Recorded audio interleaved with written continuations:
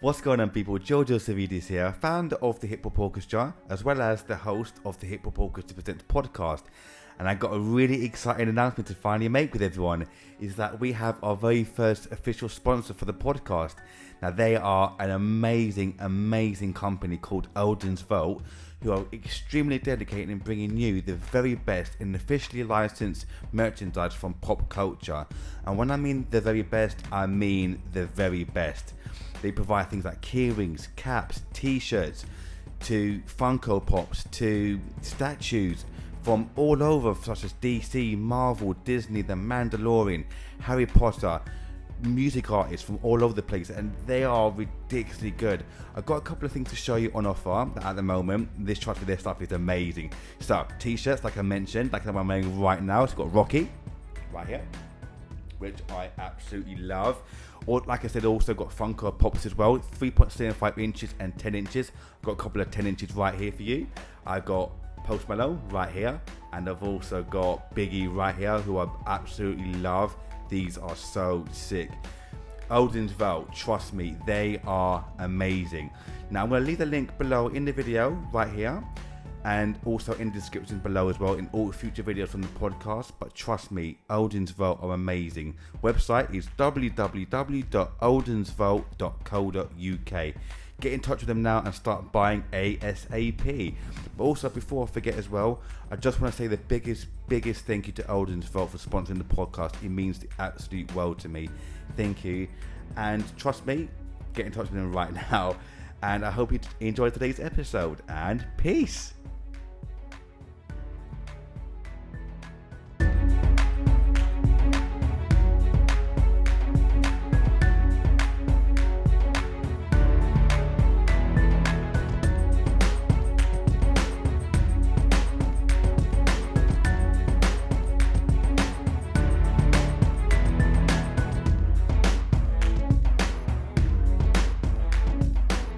And people, welcome to the brand new episode of Hip Hop Orchestra Presents. I'm joined by an amazing guest today, a violinist, vocalist, concert producer, and founder of classical kicks, Lizzie Ball. Lizzie, how are you? Hi, Georgio. I'm super well. Thank you for that lovely intro. It's my pleasure. I'm really good. Well, I'm really well, thank you. How are you?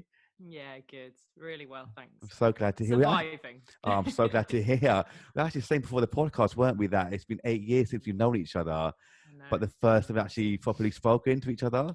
So silly, isn't it? I know. But life's lovely, isn't it? And that we were sort of saying when we lockdown's given us all an opportunity to reconnect with our like-minded souls in the musical community, isn't it? Yeah, definitely. I mean, how has it been for you, lockdown? Have it been okay for you? I mean, I just think it's just been such a strange time for anyone who's a freelance creative, hasn't it? I mean, I feel quite fortunate. I mean, I've had a few projects of my own which I've been able to, do. And, I kind of just decided to head down and kind of learn some stuff. I've been working a bit in my home studio and so I do feel very fortunate. I do have things happening, but it's certainly less than a third of what it was. And of course it was. And then I, of course, thinking of my wider community and the people I love in my own musical community, I'm hearing daily stories from people and things are really bad. I mean, I think we forget that, some people have literally had no help at all. So I think it's now we're entering month 7, and things are going to get difficult. So, it's sort of a strange mixture for me of I've worked so hard to get to a point where I do have projects, and even in this kind of very challenging time, I found ways to try and continue them. But I think that's mainly been because we've been able to do concerts outside or, socially distanced. And now that the weather's drawing in, today's cold, isn't it, Georgio? It's so cold. It's freezing. But you know what?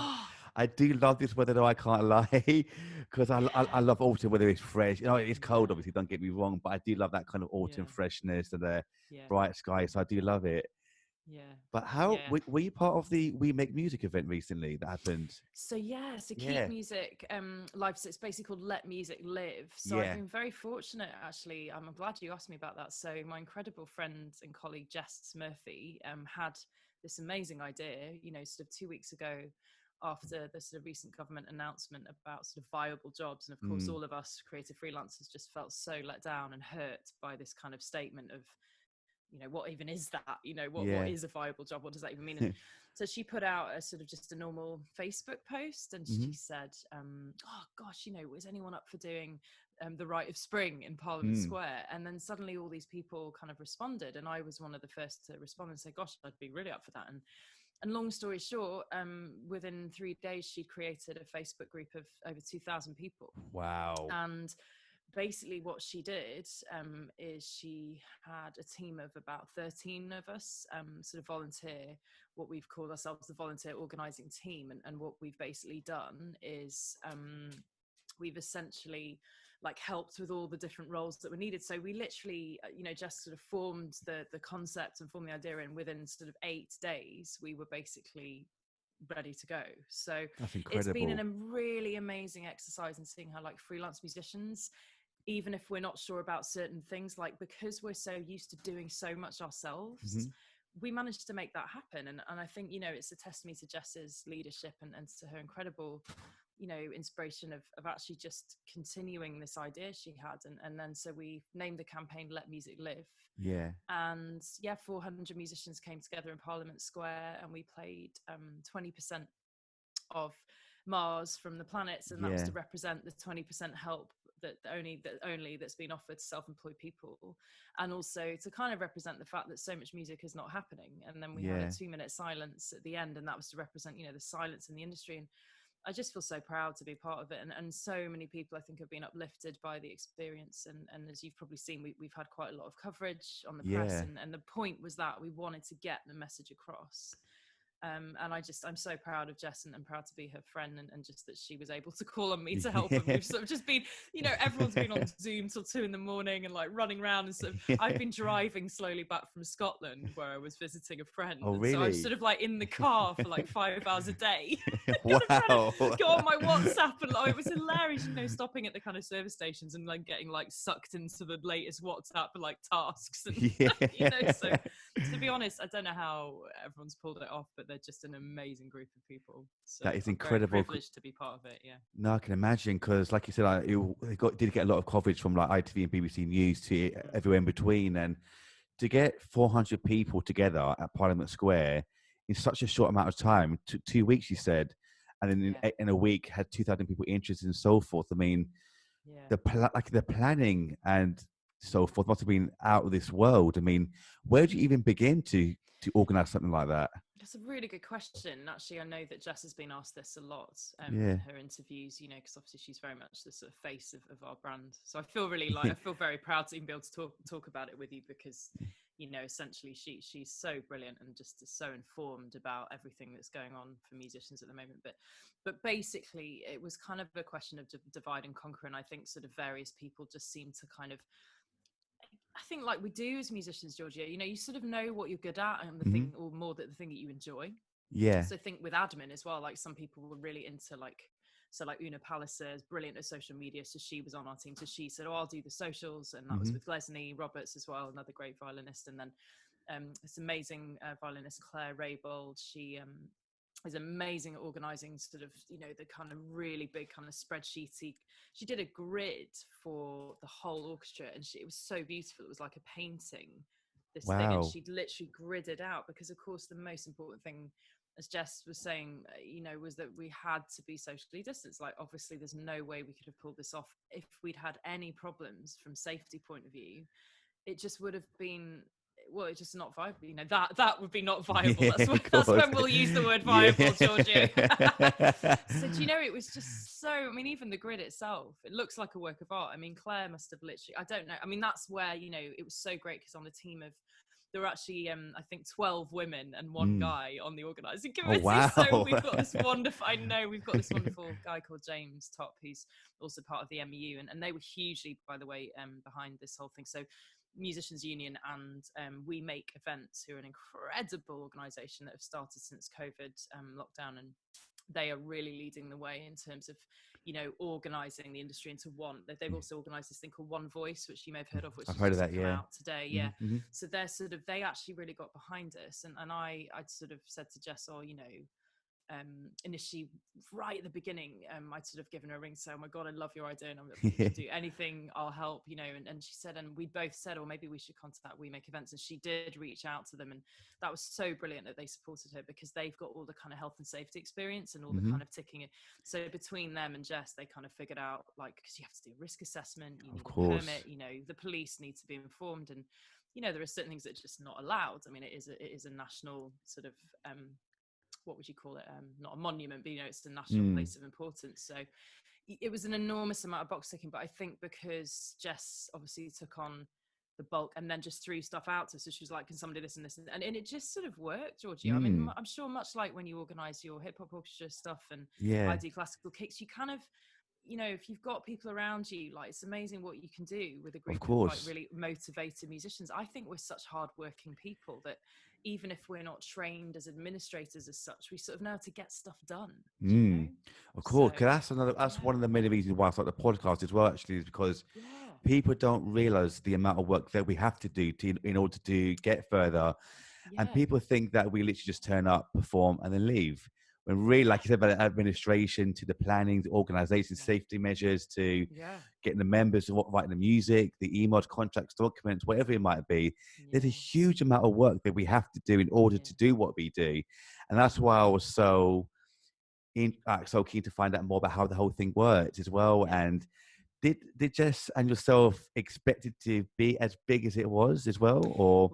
Well, again, I mean, I think I must keep mentioning it. It was a lot of us. So it was myself and 12 others, and also this whole team from We Make Events, this whole team from the Musicians Union. So, you know, I think there was obviously a lot of people doing their little bits, and I did my bit, and everyone did their bit, and it was sort of, but you know, Jess was very much driving the whole thing and created the idea, as I said. I mean, no, I don't think we did it. Also, it's very important to mention we had an incredible amount of help from 2 PR people who, I mean, it would have been impossible, I think, to really do it properly without that. And they very kindly you know, gave their time for this particular event, which, you know, was incredibly generous, because you know, like us, everybody has lost so much work this year, and of course, you know, they've just, so Nikki Thomas and Sinead O'Carroll, they really need a mention, because they were just incredible.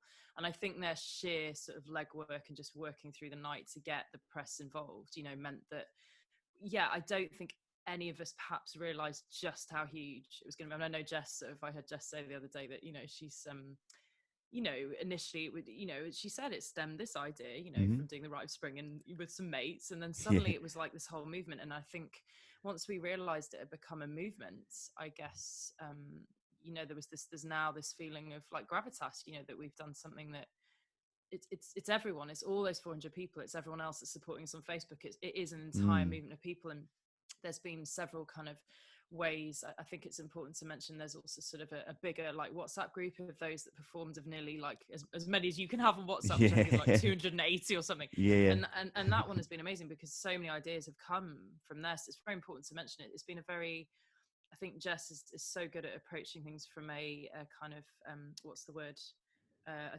totally communal kind of approach. So she's really kind of consistently stayed in touch with people, and it's so lovely, because, you know, some of the suggestions that were on Facebook, you know, have become things that were done. And I think that's exactly how you run a movement. You know, you have to kind of pay attention to everyone, because, of course, and I think in doing that, it was so wonderful to see, because you could see people's spirits being lifted. And I think, you know, we are such sensitive souls, and it's the reason why we love what we do. But aside from the genuine concerns of financial, you know, long-term security that we have, but now with the sort of shutting down of the industry, we're like, well, really now what? Because 6 months are up, and anything that we had money-wise is now running out. You know, I think also, you know, it's the obvious point that everyone's mental health has just been in the gutter, you know. So I think just to see people happy and kind of uplifted, or even moved, or even in tears, you know, just to have that sense of feeling again, and kind of feeling of connection. So I mean, it's definitely a movement. It's begun. It has already quite a strong following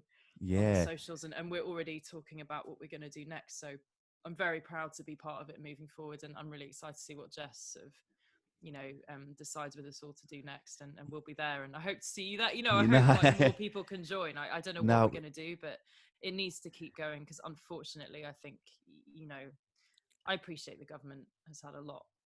Any government would have a lot on its plate, but I think I think there are some decisions that could have been made better, and it's really sad that some of the most sort of hard-working individuals who could really cheer up the nation, you know, because that's what we're here for, right? Is to Of make people feel course. better. And everyone on the radio is talking at the moment in general, aren't they? Every sector's talking about mental health and kind of how that's going to start really impacting. And we're here to make people feel better. And so I just think, well, but we should be supporters so we can make everyone else feel better, you know. So it is a kind of, doesn't make sense to me that that isn't being thought of, and we're going to keep pushing. So. Definitely, for sure. And I just want to take this time to say thank you for all of you for doing such an amazing job. You know, honestly, so incredible, inspirational. So thank you once again for doing such an amazing job.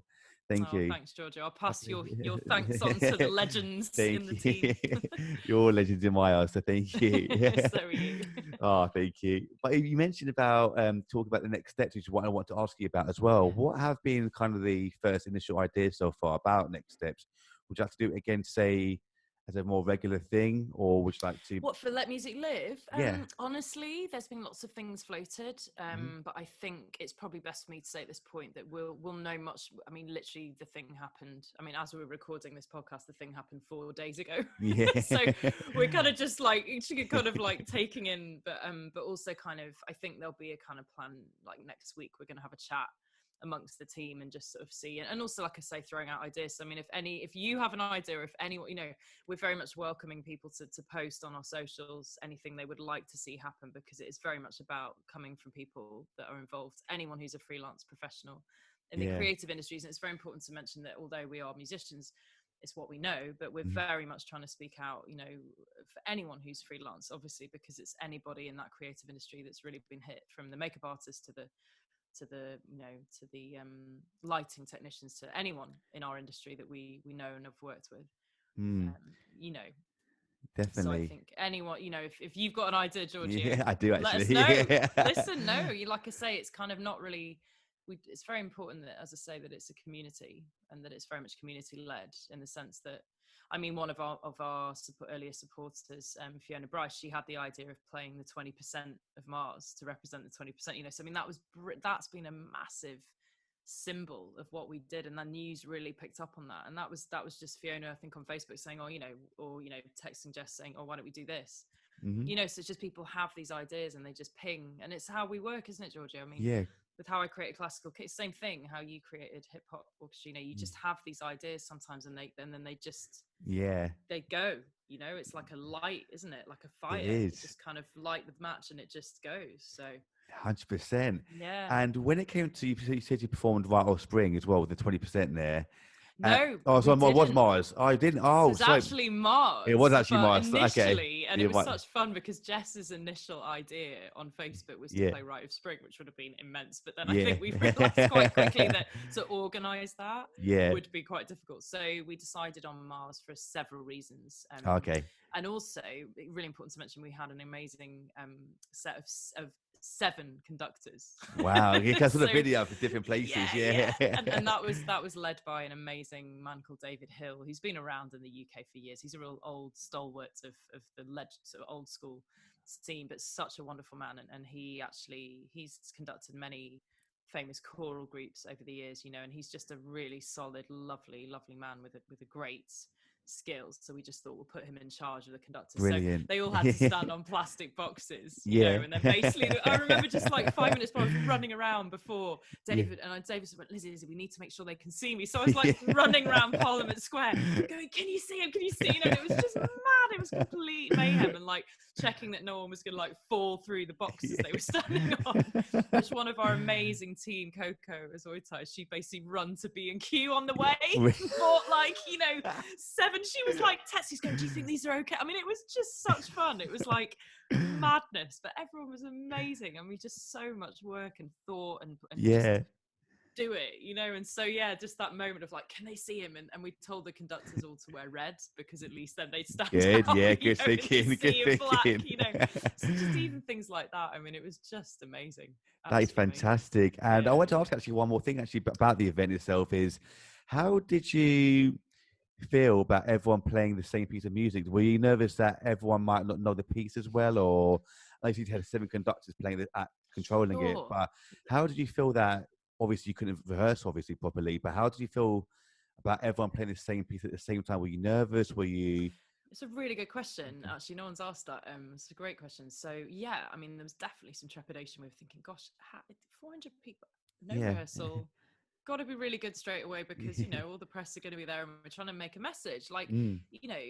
it's fun to talk about the fun side, but let's remember that there's a really serious side to why we wanted to do this. And so yeah, there was some worry. What we did, again, some of the inner team were brilliant, and they took the score and kind of looked at it and decided, okay, this is the section, Mm-hmm. and then amazingly like scanned every single. We got some help. I think it was the RPO actually agreed to send us their parts, which again was so helpful, because it was like, even that, getting the music, and how are we going to get the music, and Yeah. so they very kindly decided they would be happy to let us use their parts. So we so I think it was Glesney, Roberts, and some of the team made a sort of cut version, and they just sent it around everybody, and everyone had to sign it up on an email to perform, because we needed like track and trace and be COVID safe. So Of course. that was hard to organise, just to make sure that you could only come if you'd signed up. And that was, I mean, Claire Raybold and Coco worked so hard on that, because I think just that thing of really making sure, because there's so much health and safety to take,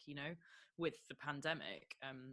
But they did, and so then everyone just got a copy of their whatever instrument they played, of their score, and then they had it a few days in advance. And because it was only like about this much music, Okay. it was like half a page. So Fair enough. and it was quite easy to learn. So most people, I think, memorized it. And then if you couldn't, we just asked everyone to bring it and stick it on their cases. There were no music stands, so it just looked a bit like, that it was just streamlined without any music stands and stuff. Yeah. From a visual point of view. So actually it was fine. And from a conducting point of view, we had a huge conducting Zoom the night before, and sort of David got them all on there and was deciding what to do, and they were deciding a metronome mark, and we were just sort of, we were like in the background, and Ruth Rogers, who led the orchestra, she was there, and we were just sort of facilitating the Zoom really so that they could. And actually, everyone's a professional, Georgie. At the end of the day, what we forget, and because so many of us haven't played together for so many months, when you came together, when it came together, it was so together, because I think everyone was just so focused in that moment of wanting it to be good, knowing how important it was that if it sounded as good as we knew it could, it also has a bigger impact on the fact that, look at what you're missing, everyone. Look at the quality of incredible music making that we have in this country. I mean, and the diversity, and I mean, look at what you're doing, incredible, the things you've done. Thank with you. your orchestra. I'm doing classical kicks, Jess is doing amazing things in ELO, she's the violinist for them, and kind of all the team have got amazing freelance careers, and just everything's been halted, and it just it's just such a shame, and I think it's not just about us, of course, it's about the audiences. And I know that the public support for this has been overwhelming, because I think a lot of people at home, have sort of realized, gosh, yeah, we really miss live music. Because some people, it's almost like you just get used to it not being there because you've no choice. But as soon as you start thinking about it, and as soon as I have friends, I went to the dentist yesterday, and the receptionist at the dentist, because obviously I'd not seen her for a year, and she said to me, she said, oh, did you see that thing, on there? And I said, oh, actually, that was something I was involved in. And she was like, oh, because it was, she said, I just like thought, God, what an amazing thing. And it made me really sad to think that live music's, and so I think it did appeal, It to did. people. It really did. And the videos that I saw were absolutely out of this world. And thank you. it really was. Thank you. And I just want to say once again how amazingly proud I am of you and the whole team for doing such an amazing thing for everyone. And you really brought up everyone's morale and hopes and mental health. So thank you so much again for doing such an amazing thing. Thank you. Well, huge thanks to Jess. Without her, this wouldn't even be a thing. So she is our new pioneer, I would say. She really is amazing. I love that girl. She's been an amazing leader, and just always with a smile on her face, and a real example. Actually, But something I would love to find out more about now is your classical kicks, actually.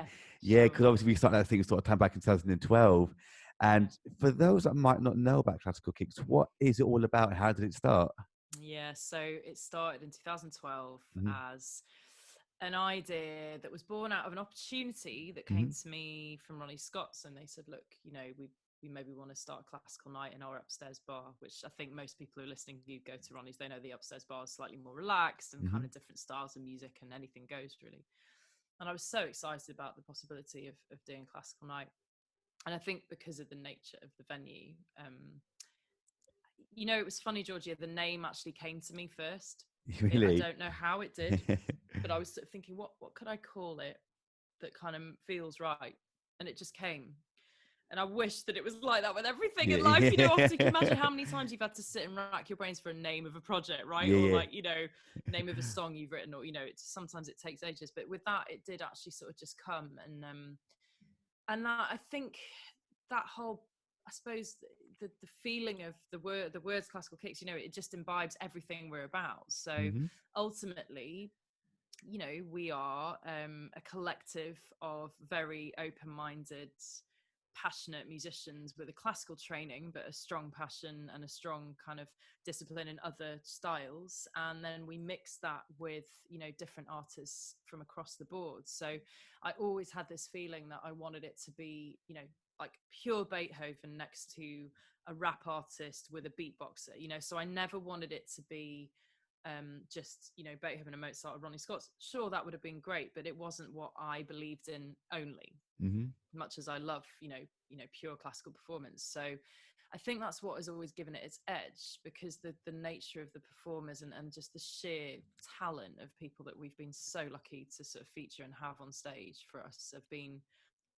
that's kind of very much what we're about. I mean, our kind of family of musicians, you know, it's incredible when I think back to some of them. I mean, the first night I'll never forget, we opened with, you know, Tom Gould playing Chopin, like just like Amazing. a dream, you know, just sort of, I'll never forget it, sort of just this pin drop, and everyone was huddled round, you know, and wine glasses chinking, and, you know, it was so packed. I mean, people like sitting on the floor, like right in front of his feet, Yeah, and yeah. kind of just this atmosphere. And we went from that to like Gabby Swallow and Genevieve Wilkins playing this kind of like crazy cello percussion thing, and Genevieve was 8 months pregnant, and I remember her being on Wow. the floor because she was playing Yeah. like hang drums on the floor, Yeah. and she was like bending over her bump, and it was just so Oh, cool. And then we had like, I think Chi Chi Wanoko, amazing, she was there, and she got amazing. up Yeah. and played double bass with us. We did a big version of Libertango with like Morgan Szymanski and my kind of group back then with him, Machaka, and we had a Vietnamese accordion player, Phuong Nguyen, and I mean, it was just, someone once described it to me as like a tasting menu for classical music. So Love that. it has Yeah. that classical vibe, but then we'd always throw something in to slightly Yeah. sideswipe. You know? And I think the best one that we've ever done, in the sense of just that complete sideswipe and everyone kind of going, what? Yeah. And actually it makes me sad as well, because I mean, even talking about it, I'm thinking, God, you know, are we ever going to go back to that time where people can be huddled? Mm. You know, I'm talking about it with you and I'm thinking, is that it then? Are we never going to have the potential in a venue to have people sitting at our feet and kind of being a bit close? And so I do hope, you know, let's just hope that when the vaccine comes, it'll maybe make things back to what it was. But it just makes me appreciate it so much more, because Exactly. it's very hard to create an atmosphere with a socially distanced audience. You know, it's just, this is the problem. It's not like the same. And I think it's true, audience members and performers. Of course, we want to perform. So anything we get offered or can do, we will do. But Yeah. you know, all promoters and venues, I'm sure, would agree that it's just not the same. And I mean, the classic example was we had I met a bagpiper in the Edinburgh Festival last year. I always go up every year to just see a few fringe shows, because obviously there's so much talent there, and I just love going to see what's going on. And I met this incredible guy called David, who basically had put on an incredible show about this piper who had sadly died a few years prior, called Gordon Duncan. Mm-hmm. And it was basically a show about the life of this piper who was a complete and utter rock star, and he played things like AC/DC on the bagpipes. Mm. But because he was so ahead of his time, he got ostracized from the kind of community of bagpipers. Yeah. Would you believe it? It's the thing. But it was really sad, and they didn't accept him because he was so diverse and so boundary breaking, and they couldn't handle it. So he had quite a sad life, and in the end he tragically he actually committed suicide in the end. And Really? it was such a sad story, because so my friend David had basically written this one-man play about him, but David is also an actor as well as a bagpiper. So he'd done this incredible show in the Fringe, especially, you know, about this. And I cried. I mean, I watched the show. I just happened to be one of the things I booked. I thought, oh, that looks interesting, I'll go and see that. and I just wept. It was literally like one of those things where I was like, for an hour, I was like, oh my God, this guy, this story. So I said to him, listen, is there any chance you would consider coming to Ronnie Scott's, you know, and doing a version of, because the famous piece that he was tributing was Thunderstruck, that tune by AC/DC. Yeah. I said, would you consider coming to play this at Classical Kicks with like a string quartet, and we do it with like, you know, Yes. he did. Yes, amazing. So basically it was like, I mean, you can hear how excited I am now. I mean, I actually was almost too excited to announce it, because we waited like right to the end of the the night. And, you know, anyone who's been to Classical Kicks, I mean, we always have like so much music. I can imagine. It's a bit mad. And basically, so it was sort of like, you know, 10:30 on a Sunday night, and basically, yeah, I mean, it was just like, everyone was like, okay, what's she got up her sleeve for the last thing? Yeah. So it's David Colvin. Sorry, forgive me, I was searching for his surname. I've got a lockdown brain. So David Colvin, very important to mention his name, and anyone who's listening, check him out, because he's talented, so talented. Yes, so he came on full kilt, full regalia, like in the Scottish kilt, with the whole thing, with the pipes, and everyone's like, what? And then we basically played AC/DC Thunderstruck with like string quartet, accordion, piano, drums, something. I'm sure there was a bass there. I mean, it was just carnage. It was so brilliant, you know. That is amazing. It seems like it seems moments that you never forget ever, and people that come to see that don't forget either. No. And that's what makes music so amazing, isn't it? It's like it's these mad moments, like you mentioned, that people will never forget. Yeah. I mean, playing AC/DC Thunderstruck on bagpipes, strings, piano, that's amazing.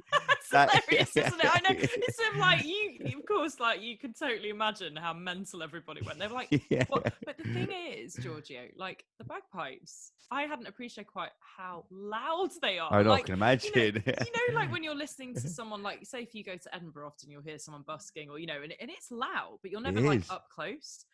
Oh my goodness, like I literally, so like when we were sound checking, I just remember like the sound engineer going, sound engineer was like, I don't think we really need a microphone for him to, it was literally like, forget it, like, and we were all mic'd up, and we had to kind of really turn up, you know, because it was just absolutely deafening. And we were upstairs, and I think they were doing sort of like blues downstairs, you know, in the yeah. like one of the waiters came up and was like, what is going on up here? Because they could hear it downstairs, you know.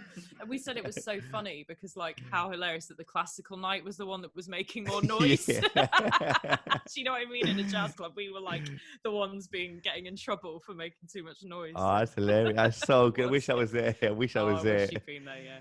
Oh, that's amazing. And you mentioned obviously Ronnie Scott as well out there, which is brilliant. Like, how did you manage to get to to perform there? You mentioned, were you there before Classical Kicks? Yeah. So I was quite lucky. I worked a lot with James Pearson, who's the artistic director and pianist there. Phenomenal talent, as anyone who knows him will know. He's really quite an incredible pianist and arranger, composer, and he also curates huge amounts of shows in the club. And I'd actually been asked a few times by him and his trio to go and guest in the support set downstairs. So I'd been really lucky to do that. And I'd actually done that for some quite prominent artists back in the early sort of like 2000, and I suppose, when would it have been?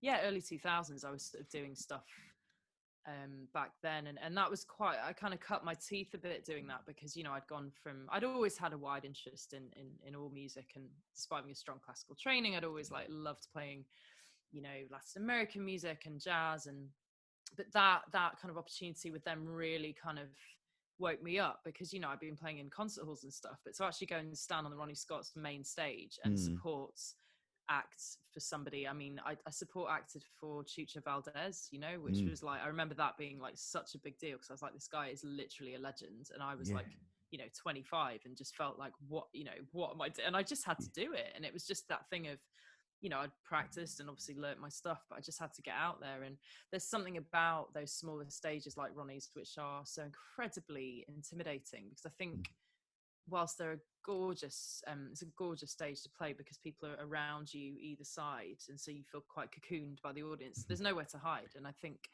often people have asked me about my career, like, oh, you know, you've played Madison Square Garden and you've done all these big stages, and to be honest, those stages are easier because I I think hear with that the a lot. Yeah. distance, Mm. you know, with the distance with the audience, you can almost kind of, I don't know, there's something about Ronnie's I think was my best training ground as a musician, and I've played all over the world in so many incredible venues, and I'm so lucky to say that I have been able to do that. But Ronnie's, yeah, there's something about it, I think, and just knowing that like Ella Fitzgerald sang there, and all these people who are such, you know, icons in a much broader sense. Really, they're not just musical icons. I mean, someone like Ella is a real social icon, I would argue, and you know, so I think, yeah, it was working with James and sort of doing that. So I'd had this connection with them, and I think they just thought they'd give me a chance, you know, and see what I could come up with. And at the time I set up Classical Kicks, I was leading the orchestra for Nigel Kennedy.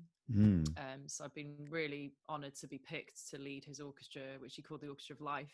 And Mm. we actually toured for several years. And so I was right in the middle of that touring. We did a lot of European touring with Nigel. And so I think, you know, my name, I suppose, they just assumed like, well, she's doing that kind of classical music where it's not really straight laced. And I guess it just made sense. And I did feel, yeah, I can really make a go of this and do this well. And kind of the main thing for me about Classical Kicks was I slightly took more of a producer hat. So Mm-hmm. it was very much for me about everyone else as much as it was about what I was going to bring. And I think the thing that I realized in that first concert when Tom Gould opened and we had all these amazing people, I remember standing in the corner watching and thinking, God, I'm just so happy to stand and watch as well. And it was this real epiphany for me where I was like, I don't always want to be in the center stage, even though I love it. It's Yeah. actually just as important for me to stand back and just love and watch this incredible talent and feel I can bring that to the stage. And Yeah. so that kind of began what I would call my sort of, I suppose, creative producer strand in my output. And since then, I've done a few productions that I'm really proud of. I mean, away from the Classical Kicks residency at Ronnie's, we've done some quite powerful shows, which I think are just me branching out. I'd say we've done sort of 2 or 3 now, and I'm just starting to find my feet a bit with kind of what I'd like to do in that area. And again, for me, it's all about collaboration. Of course it is, because Yeah. because you learn so much, don't you, with working with other people. You might look at things that you might not have thought about before. They might suggest something to you, say, "Oh, look at it this way." Like, "Oh, okay, I didn't think of it that way. It's brilliant." Yeah. And I've spoken to a lot of people as well, and the experience of my own as well, that going back to these sort of smaller venues where it's actually a lot harder, isn't it? It's much harder when all the eyes are looking right at you in a smaller venue. And even like I was speaking to Gay Wester off from Bond a little while ago. Yeah, I Oh, loved she's it. a good friend. I love her. Can I tell you something about Gay Yee? She What's taught me the Tina Turner Proud Mary dance at 2 a.m. in an airport. That's how that girl, I tell you what, yeah, we had a gig together, and I just remember we were waiting for a plane and it was delayed. She was like, should we do the Proud Mary dance? And she just put it on and got up, and I was like, okay. She's amazing. I love her. I love her to bits. Because I spoke to her a little while ago. I love her to bits. She's so good. And amazing. Obviously spoke about these venues as well. And she said the same thing about smaller venues being more nerve-wracking as well. Yeah. Yeah. And obviously I know, so I've been being a pianist as well. And I know that those smaller venues are so much harder than bigger venues. But what was it like performing at Madison Square Garden? I had no idea you performed there. Yes, I was really lucky. So I did this several years with Nigel's orchestra. And I mean, Nigel and I are just, we have such a special working relationship. I really do feel, you know, he was, excuse the pun, but he was really instrumental in so much about my career in terms of just my confidence building, and just giving me that break and that opportunity was the biggest thing anyone could have ever done for me. And I'm still so eternally grateful to him, actually, because I know that, you know, I worked hard and I earned it, but he really believed in me and he gave me that chance. And I think, you know, he is that kind of musician, and he is somebody who will just go on his gut and actually go for people that he feels will do what he feels is needed for the job. Definitely. So I think that put me, as I say, in a slightly more sort of, I suppose, visible platform. And from that, there were a few other artists that started approaching me to work with them. And one of them was Jeff Beck, the rock guitarist. So he basically approached me I think he'd seen me, because one of the highlights of my sort of work with Nigel was leading the BBC prom in 2013. So I led that in the Albert Hall. Amazing. With Nigel, and that was actually a collaboration with the Palestine Strings. So a group of young Palestinian musicians were flown over to collaborate with the Orchestra of Life principals, and Nigel directed the whole thing, and it was a 4 seasons collaboration. But what he did was he interspersed the 4 seasons with sort of Palestinian infused improvisations. So it was an incredible project, and it was very charged because it was also the first time that they'd had a Palestinian group of musicians ever in the prom. So as you can imagine, there was, you know, a lot of stuff going on in terms of, you know, it was just a big deal. And some of these kids have, you know, they'd never left Ramallah, and it was a big thing for them to walk out on that stage. And, you know, I'll never forget that rehearsal. You know, half of them were just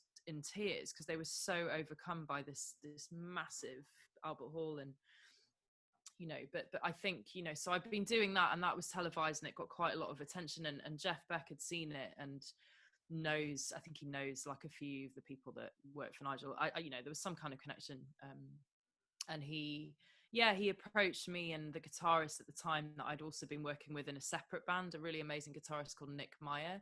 He has a fantastic group in his own name, and I'd been guesting as a violinist with them. And I think Jeff had come to see us or something, like he'd seen us. He comes sort of incognito to like Pizza Express, I think, where we were doing a gig. And he just said to Nick and I, look, you know, do you want to join my band? And it was just like, wow, you know, what an amazing offer. You know, it was just one of those things that never happens, and it did, sort of thing. And initially I went out to do some Madison Square Garden. Initially was Nick joined later. So I did Madison Square Garden. It was for the Crossroads Guitar Festival, which is run by Eric Clapton. So it was 2013, same year as the prom that I did with Nigel. And it was myself and amazing drummer Jonathan Joseph, who's done lots of touring with Jeff since, and Tal Wilkenfeld, who's now an artist in her own right. I mean, she's a phenomenal bass player and a singer now. Myself and Jeff and an incredible singer called Beth Hart, who is one of the leading blues singers really now. She's touring the world, you know, pre-COVID, as a very popular and quite well-known blues singer. You know, she sells out her own shows in the Albert Hall now and stuff. So she came and joined us and sung a couple of old school tunes. And I think actually also we were the only 3 women in the whole festival, which is funny when you think about it, isn't it? Like back then, how much has changed. And I remember the press coming up to me at the side of the stage and going, oh, you know, you guys are like the only women and we're going to try and like put you on the front page. And we were like, really? Like what? And then basically it transpired that like, who was it? Keith Richards turned up, so he got the front page. So it's quite funny. It was like, well, fair enough. He is like massively famous, so he probably deserves to go on the front page. But it was just weird, you know, the fact there were only three women and we were all in the same band. So that was quite cool to sort of. But yeah, so we played there with Jeff. We played 4 songs, and it was just crazy. It was a real experience because I've done some like big stuff, but that was by far and away that just catapulted me into a different place in terms of sort of just the big stage on that level. And then we did a whole tour the following autumn with Brian Wilson. So I basically did a double bill with Jeff and Brian, and I sang and played in both bands as a featured artist. So that was just extraordinary. So, you know, standing with Brian Wilson on stage and singing in LA like all his famous Beach Boy hits. So it was just the stuff of dreams, really. It was just an amazing experience, you know. It really is, because that's something I wanted to, I'm glad you brought up Jeff Beck as well, because that was something I wanted to bring up with you, actually. And that is such an amazing journey from what you just told me. That's unbelievable. And obviously I watched the videos as well, and it's beyond amazing, really amazing. And I wanted to actually get into as well about your, as part of Classical Kicks, your work with Classical Kids Education for the kids as well. Yeah. How did that all come about as well? That's amazing. We've done a couple of big projects, and I'm really keen, and I'm sort of working on our next one at the moment. But so the first one we did was actually a project called Classical Kick Shine, and that was in partnership with a great organisation called United Learning, who run a lot of academies in the country, so sort of independent schools, a lot of them not fee paying, and so very kind of diverse group of students that we were able to access. And we did a project, we were commissioned to do this collaboration with them, and we got this amazing arranger, Susie Winkworth, who by the way is also part of the Let Music Live team, and an amazing girl. She's a really talented arranger as well as cellist, and she did a bunch of really clever arrangements of we picked pieces from like the curriculum, the music curriculum that the kids were learning, and we just sort of transformed them into kind of classical kick style. Yeah, So it was brilliant. kind of just bringing them to life in a way that was slightly different for them, and just made them see what's possible with a piece, you know. And we got the most amazing animator to run it. So Kevin Hathaway, who's an incredible figure in music, very important man to mention actually, because he began something called Elastic Band back in 2002 at the Royal College of Music, where I studied as a postgrad student. And he used to take 15 of us as this micro orchestra in brightly coloured shirts, and we'd go around schools in all kinds of different parts of the country. And you know, they would be paid gigs while we were still studying, and it would be so well done. And he just had this incredible way of getting kids involved and getting them on side, even the most difficult students who were not particularly engaged. He would just bring them all to life. And so I really learned a lot being in his orchestra. And then I was so chuffed that when we had this opportunity years later with my own project, I said, look, Kevin, would you come and lead it, because there's no one better, you know. And to my great delight, he agreed, and he basically kind of ran the sessions with these kids, and we traveled around the country doing all these workshops and interacting, getting the kids to join in and stuff. So that was a really big project. And then the other thing we did more recently, a few years ago, was we were really lucky to win some funding from a local grant organisation in the sort of Sheffield, Derbyshire area, which is originally where I grew up. So I've still got a lot of really good connections up there, and I'm really passionate about my connections up there. And I reconnected with Sheffield Music Hub, who are run by an incredible guy called Ian Naylor, and they are doing such incredible things up there. So they're actually, his mission was to put an instrument in the hand of every child in Sheffield, and he did. He actually, amazing. I mean, just don't ask me how he did that. Yeah. Incredible. So he basically said, Lizzie, should we do something? So we commissioned a fantastic composer called Andy Smith to write this electric violin concerto, and that was written with the idea that the 200 children from all the different Sheffield schools that we involved would have to write it with him. So basically he went into all these schools and did workshops with those kids, and the piece was a mixture of their music and his. So it was just amazing, so incredible. And when we came to perform it, it was in the Sheffield Cathedral, because it was like the biggest place we could find to fit all the parents and the kids. So when we came to perform it, you know, these 200 kids were in the group, and we all performed it together. And we had children from all kinds of different schools. We had a wonderful special needs school, and the children from that school were highly autistic, and actually some of their parents came up to me afterwards and said, you know, it's the first time they've even left their bedrooms. I mean, for them to perform in front of people, wow, is just like, it was just like tear-jerking. You know, I felt so proud to be a part of it, really. And just sort of, for me, it was like just standing there and witnessing all this, and playing my violin bit, but I was more sort of just about what was going on with everyone. And so we've done some interesting things. I really want to do more though. I've got some ideas, and we've collaborated a lot with a rap artist you might know called Isata Sheriff. You know her? I don't think so. I'm sure. I probably have. Hip-hop, okay, I do. Sure you'll hear her stuff, and you'll be like, oh yeah, I know her. Yeah. So she's done a lot of stuff with classical kicks in the concerts, you know, in Ronnie's. But she and I have been talking for years about trying to connect on the education level, because she's an incredibly important figure in sort of diversity education, and she does a lot of Black music workshops and a lot of kind of African American and Black music history workshops. And she's been really powerful with her organization called Doctored Sound. They do some amazing things. They take workshops into schools, and they do a whole kind of program that she's kind of created herself. And you know, particularly with recent events and the resurgence of Black Lives Matter and all that very important movement, you know, she and I have been talking quite a lot about how we can work more together, because she's always been such a good friend of classical kicks, and I feel like we could learn a lot from her in terms of how she runs, you know, her education projects and stuff. So I'm hoping we might get to do something at some point. That'd be amazing. And I hope so. Yeah, it will, definitely, for sure. I mean, when did it all start for you in terms of the educational side?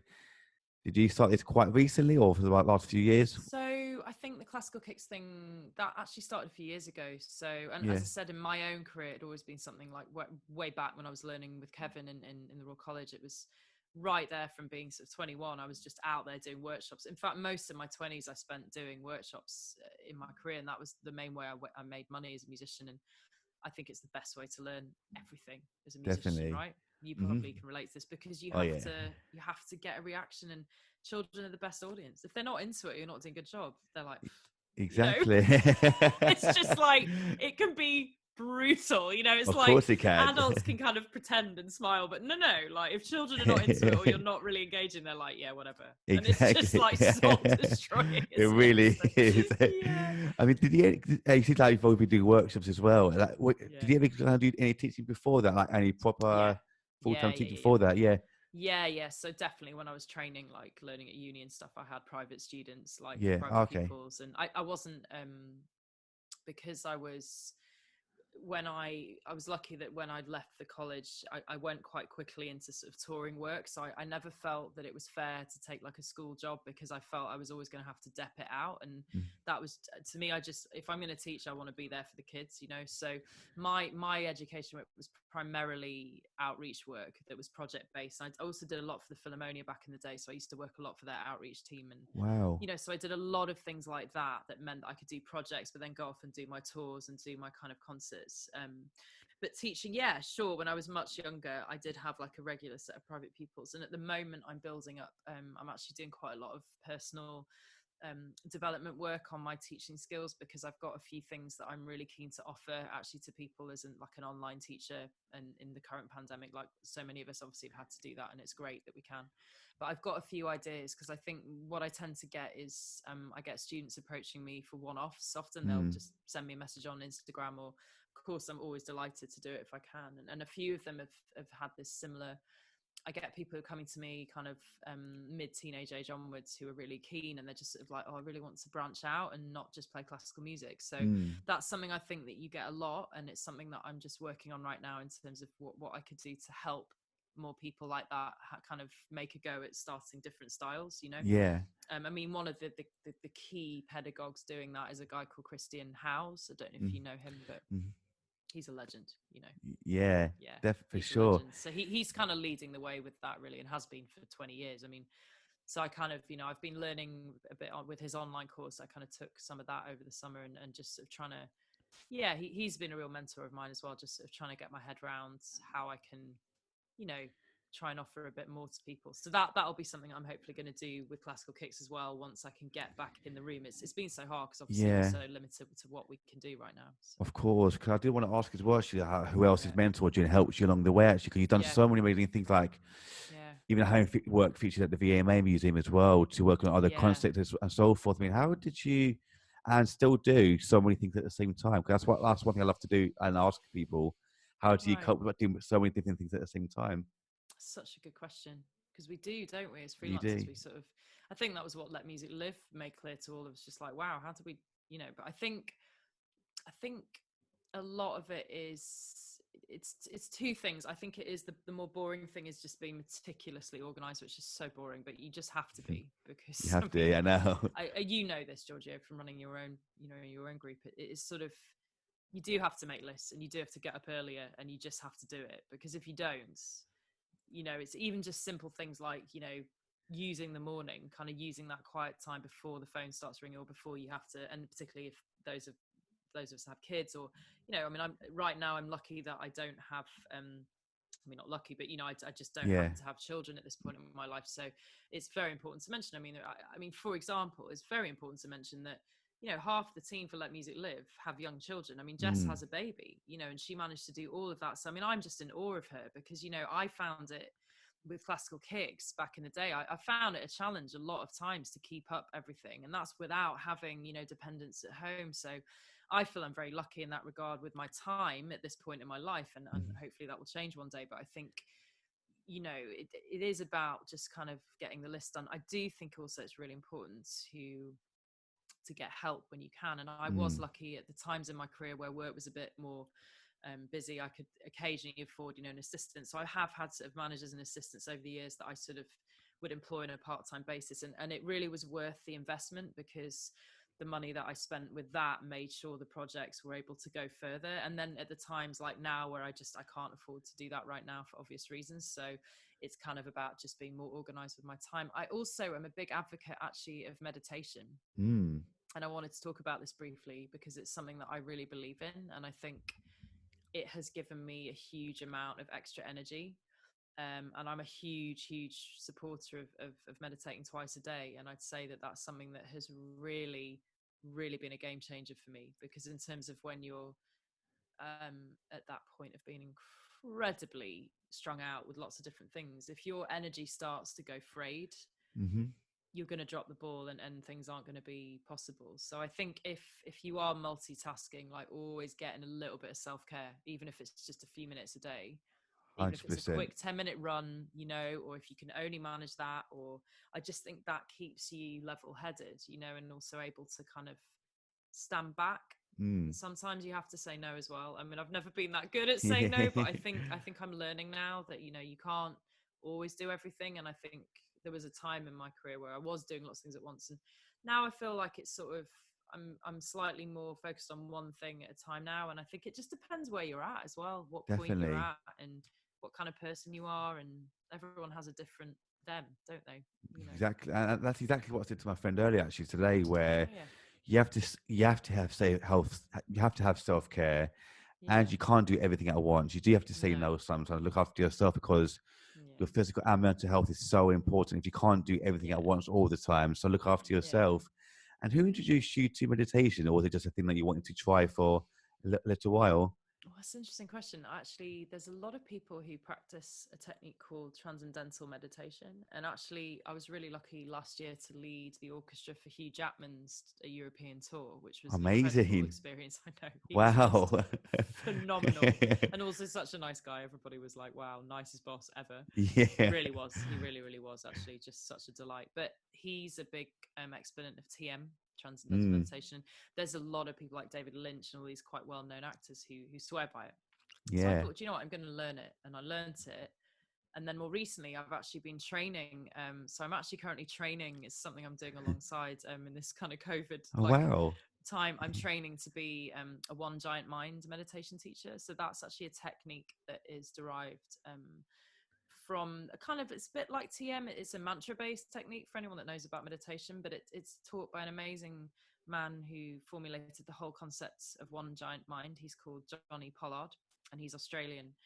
And he's just started opening training academies online, and we're some of the first. So, I mean, it's quite exciting. There's only, I think, so far there's only 200 accredited teachers. So I'll be kind of one of the quite newly accredited, and he's one of the few people that runs an accredited course, because the problem with a lot of these self-care things is that they can be misused. And I know that there are a lot of people who've sadly had quite bad stories about people taking advantage. And so I think with meditation, you know, sadly it's not an audited thing. So I think he has just been so professional with his approach of like, look, you need to do this, like it's a full-on 3-month like hardcore training.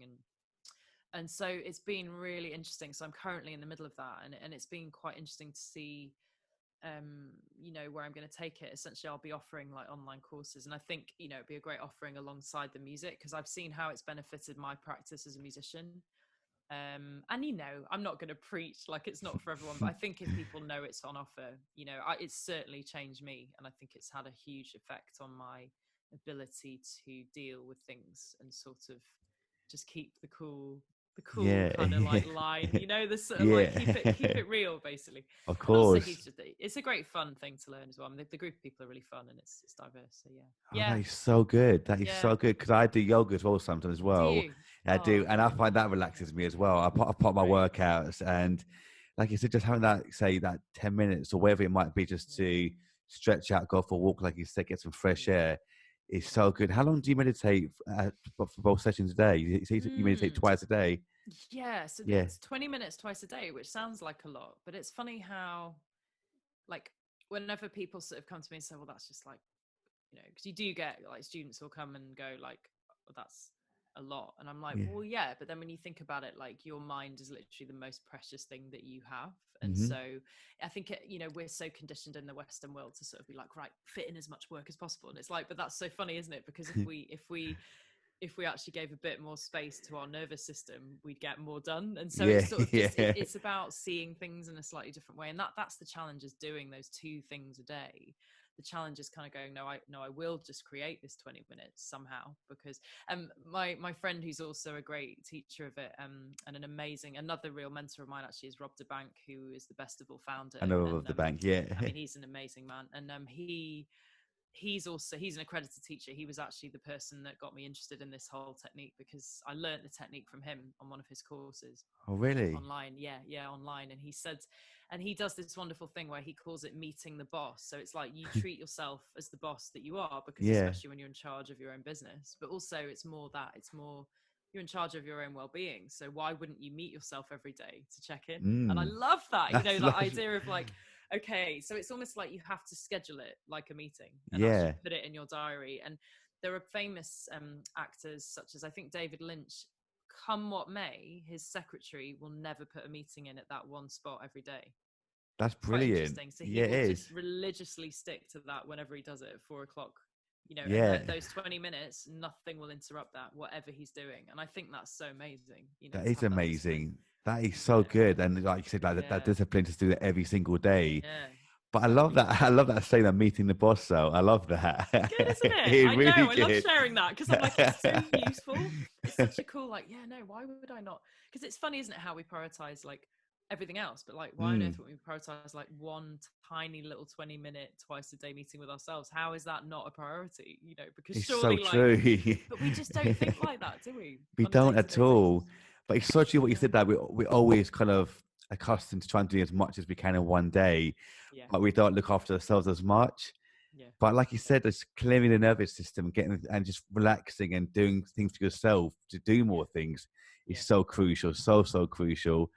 And how was it like working with Hugh Jackman? You said earlier as well. How was that?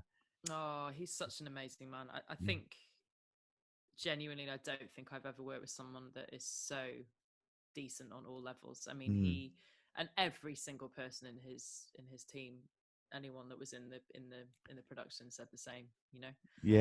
And I think also he's the kind of guy who, I think he's totally embodied a way of being that. And I suppose it could have a lot to do with the meditation he does, but he just seemed to have this boundless energy. I mean, he was doing often 2 shows a day, and the show for him was punishing. I'm sure he's this very fit, healthy individual and a trained actor to the highest level and all that. But, still the energy of touring and moving venue every day, that's not something I think he'd ever done. We'd all toured, and we sort of knew how hard it was in terms of the behind the glamorous side, as you well know, Georgio. It's just a lot of traveling and a lot of hard work, and no sleep, and full on, So I think, but he just streamlined all the way. It was just like this incredible kind of consistent energy, and it was inspiring. In fact, so one of my dear colleagues, Gabby Swallow, who's obviously an amazing cellist, I'm sure you know her, and she's just she's what I like to call my sister from another mother. She and I have done so many adventures together on the road, and in both life and music. We're sort of very connected, and she's an absolute classical kicks. She's like the classical kicks cellist. She's amazing. So she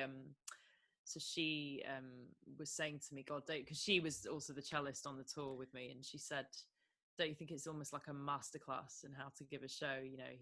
He was just so eloquent in the way he came across, but also in a stadium of 20,000 people, you had the feeling that he was talking to you. He just knows how to connect as if you're in a room of 10. So it was just really fun, and actually just the music, it was such fun. I can imagine, mixture, like Sinatra sort of stuff. And actually I had a hilarious moment where so what he did every night, and again, testimony to his generosity, he wanted to show off everyone in the band. And obviously we were sort of like the orchestra, so we were on stage, but we were slightly behind, and he had this moment in a sort of Sinatra kind of swing medley where he had this sort of like F major jam, like a sort of, or F minor or something. It was like just over a few chords, and the band would just jam and jam and jam. And he'd get every night in the tour, which was 5 weeks long, he'd get one of the orchestra up to do a little solo.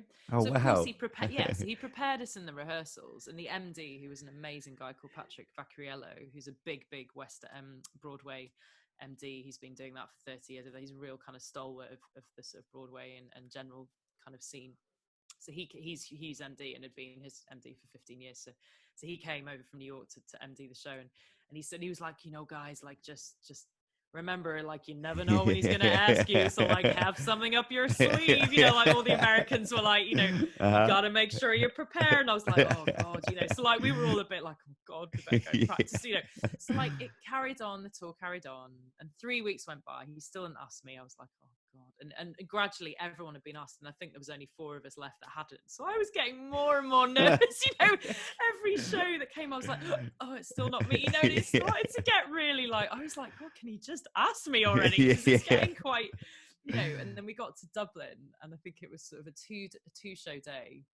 I think quite a punishing journey actually, and we were all really knackered. I can imagine. And like it was the 2 p.m. show, and I just remember, I think I wasn't even very well. I think I remember having like like a cold. I just remember feeling like quite rough, you know, and thinking, oh, okay, I'm just gonna have to get the makeup on, and you know what it's like. You just have to, show must go on, so you find the energy, but that can be hard sometimes to explain to people. Like you can be feeling rough, and you got to go and present, you know, and it's so different to sort of going and sitting at a desk and doing office job, you know. It just the energy it takes to get over that. So that was one of those days. So I turned up to the show, because at that point we weren't rehearsing, we were just straight into the show, you know.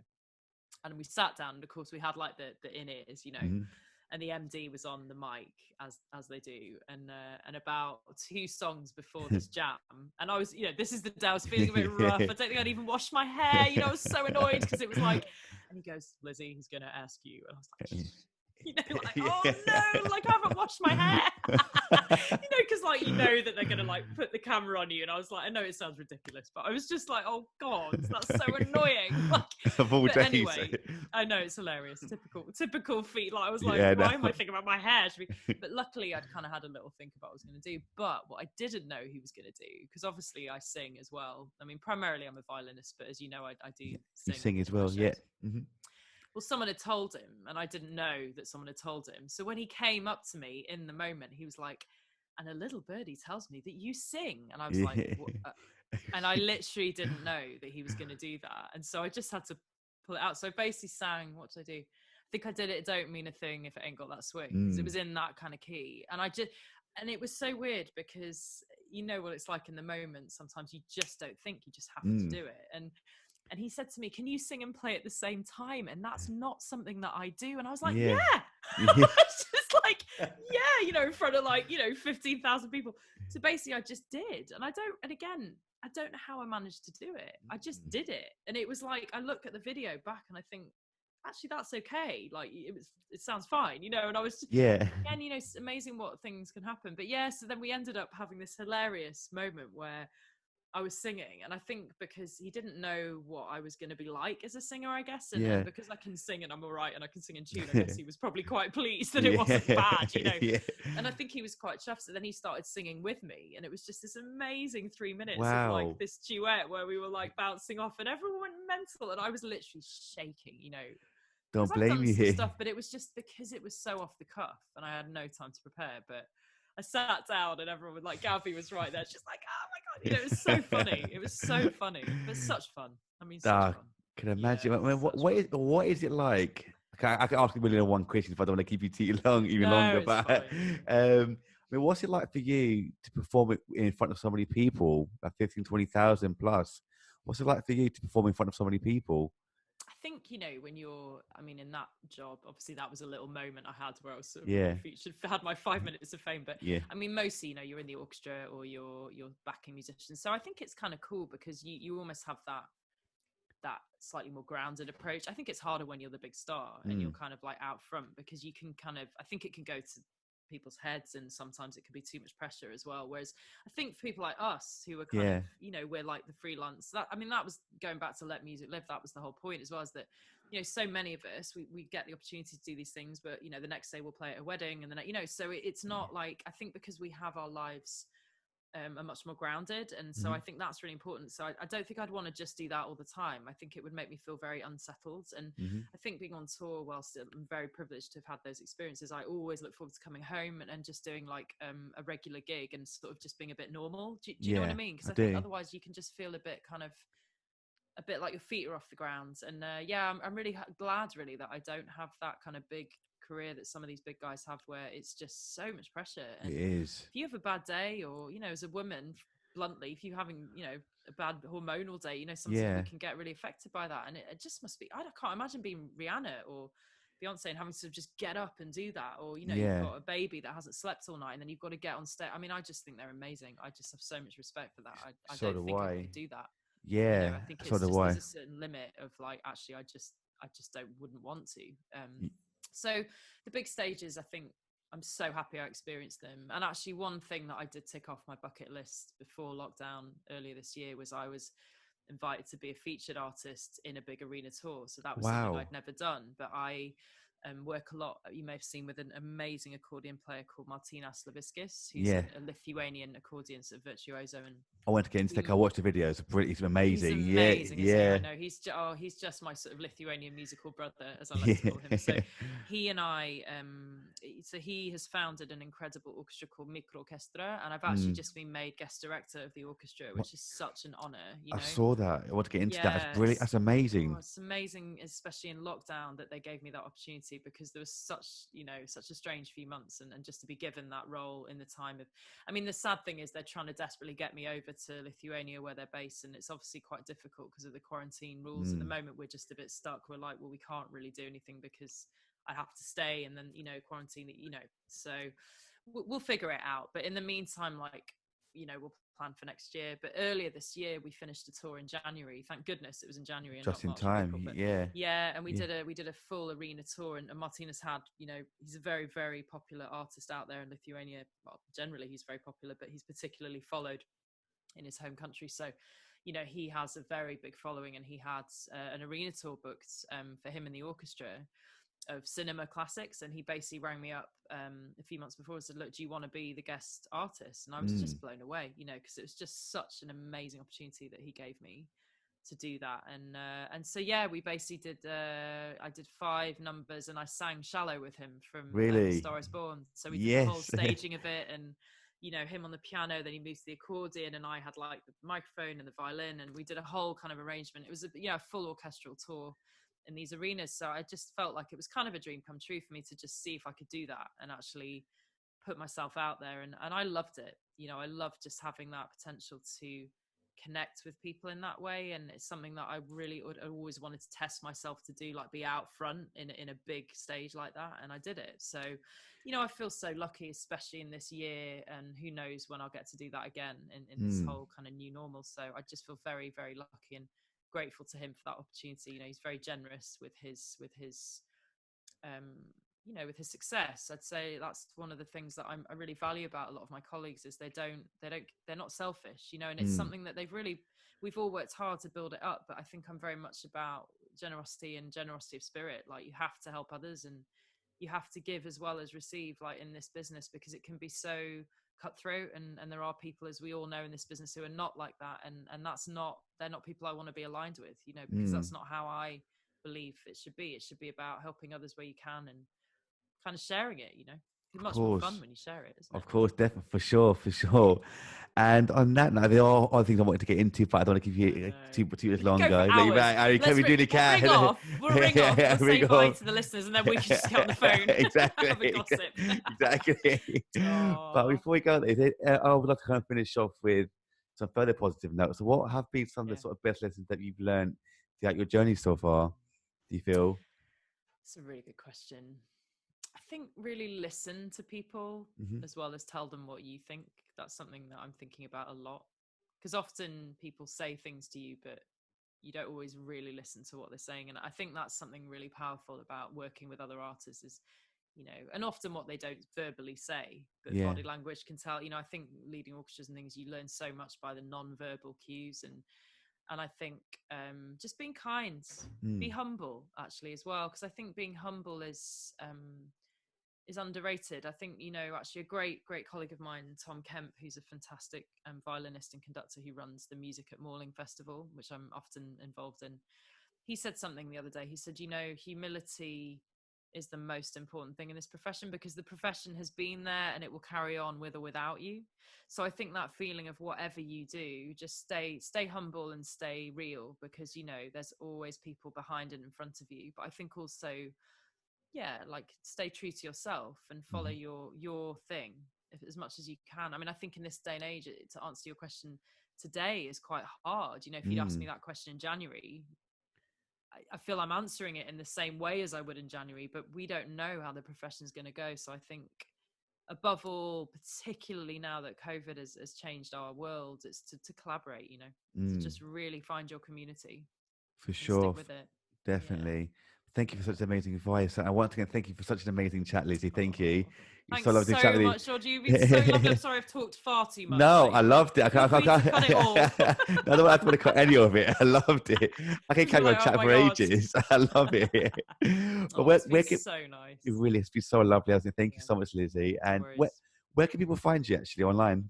Yeah, so I'm Lizzie Ball Music on Instagram, Lizzie Ball Vivo on Twitter, and like Lizzie Ball on Facebook. And obviously, yeah, if you Google my name, I guess you'll find that if you can't. But definitely, Bob. Thank you so much, Lizzie. Again, I'd love to speak to you again. And take care, everyone. Bye bye. Thanks, Georgia. Bye. Bye.